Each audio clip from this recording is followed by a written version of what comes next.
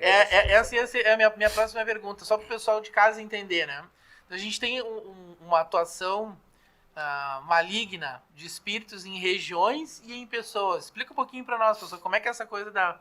Porque lá em Efésios a gente fala que a palavra fala que a nossa luta não é contra carne e sangue, mas sim contra principados e potestades, ou seja, isso remete à questão de territórios. Seria por aí, então existem espíritos e potestades que atuam em determinadas... Os espíritos territoriais são principados.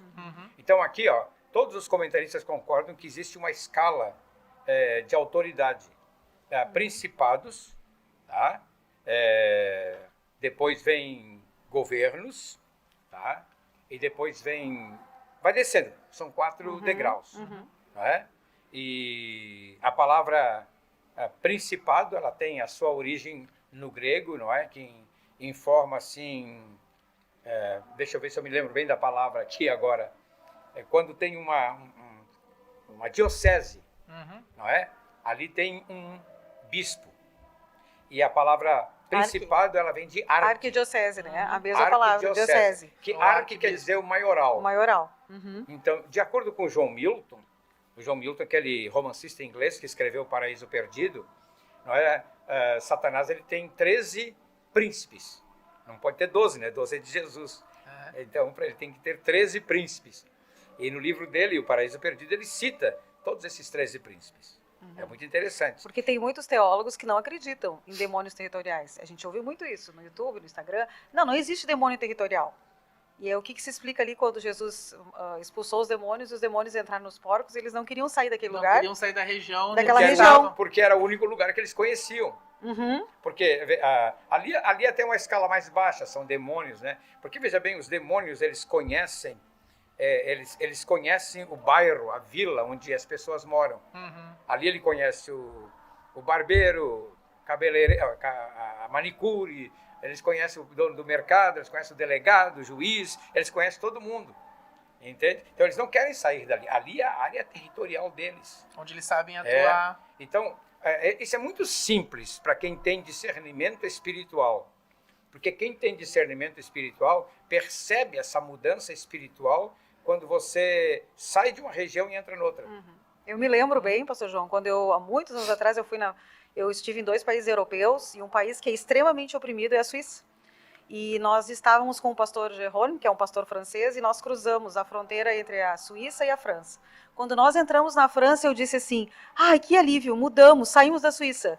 E ele disse, como é que tu sabe, minha filha? Eu disse, nossa, parece que ficou largo. Isso que nós saímos da Suíça para a França, hein? Que a França está... E a gente sentia a opressão espiritual na Suíça. Era horrível a opressão. Isso é possível ver até na maneira, na cidade, na organização, na urbe. Por exemplo, você vai a determinadas cidades, aqui do Rio Grande do Sul, as casas não são nunca terminadas, sempre sem serem caiadas, só com tijolo à vista, nunca são rebocadas. Muitos terrenos vazios. Mato crescendo. E tem outras bem arrumadinhas, aí pintadinhas. Você vai em outras cidades, são cidades assim com jardins floridos, tudo bonito, as casas pintadinhas. Isso é reflexo do mundo espiritual. Sim. Não é só cultural. Não é apenas a questão de governo da cidade, tem um fundo espiritual ali. Espiritual. Eu notei isso quando eu saí da Alemanha e entrei na Checoslováquia, na época do comunismo, que eu fui levar bíblias para os países comunistas, e eu notei isto, entende? Quando você saiu da Alemanha organizadinha, tudo bonito, entrou na Checoslováquia, você sentia a opressão. As cidades não eram cuidadas, as ruas eram feias, as casas todas feias, as pessoas com a cara bem comprida, tristes. Lugares onde o evangelho não entrou. O lugar onde o evangelho não entrou. Eu me lembrei agora na questão da Coreia do Sul. Eu não sei se procede a informação, mas os irmãos de lá, eles costumam orar primeiro pelo país, pela sua cidade, e depois orar também pela sua casa, eu vi que tem uma hierarquia de oração. Eles oram pelo país, nós oramos por nós próprios, né? Eles oram primeiro pelo país, depois pela sua cidade, depois eles oram pelos seus problemas. Eu ouvi muitos pastores falando. Quando eu estive lá em 93, a gente teve uma reunião com o Yong Cho, e ele nos mostrou lá todo o presbitério dele, eram 700 pastoras, imagina, eram mulheres, e ele deu um modelinho de grupo nas casas que ele tinha, era um modelo de 1 hora. A reunião caseira durava só 1 hora. E dessa 1 hora, 40 minutos era de oração. Para orar. Oravam por cada morador do prédio. Eles tinham a nominata, a relação de todos os moradores.